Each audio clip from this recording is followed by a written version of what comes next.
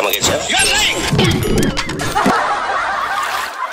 Ang mga Duterte vlogger, pumunta kayo rito.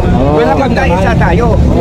Ang rally na ito, hindi pinagsisigawan dito na ibaba si Sara, panalangin ito para sa lahat. Para sa ating kaligtasan. Kaya nga free rally. Hindi tayo dapat mag-away. Pero kung mag-comment kayo na hindi maganda, ay hindi rin sa amin maganda yan. Kaya umayos-ayos kayo. Ayusin ninyong buhay nyo dahil ang aming buhay maayos.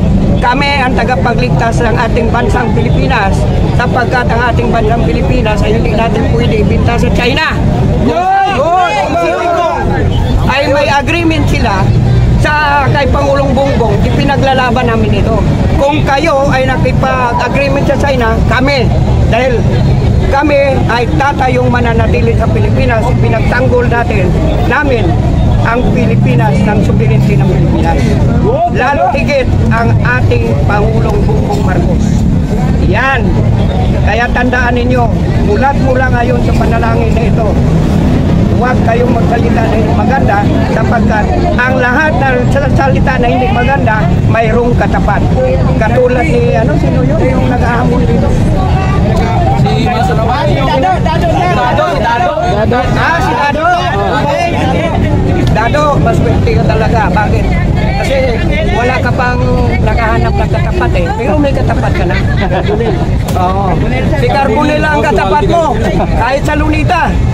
Ahamunin ka ni Carbonell. Baka hindi ka pumunta. Dahil ang duelo na ito, katulad sa paghahamon mo, akala mo, pangalawa ka sa puso, magsalita ka. Hindi maganda yan. Kaya ayos-ayusin mo yung buhay mo. Kahit si, hinahamon ka rin yung isang lagi, si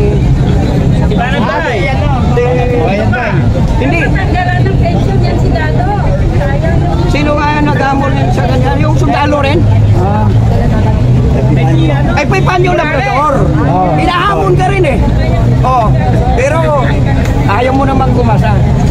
Ngayon, sa araw na ito, alauna hanggang alas 6, pumunta ka rito para makilala ka namin. Ha? Ayos din? Ayos ba? Hello, mga loyalista. Kaya huwag kayong magsabi na kapag-bago lang ninyo dyan sa ganyan. 2016, lahat kami, pinuno namin ng Lunita nung meeting na abansin ni Pangulong Duterte. Lahat kami, Pangulong Duterte. Pero sa ginawa niya sa kay Pangulong Bongbong, na sinasabi niya na bangag, adik, ay hindi maganda yan. Bakit? Dapat tumulong siya eh. Pero anong ginawa niya?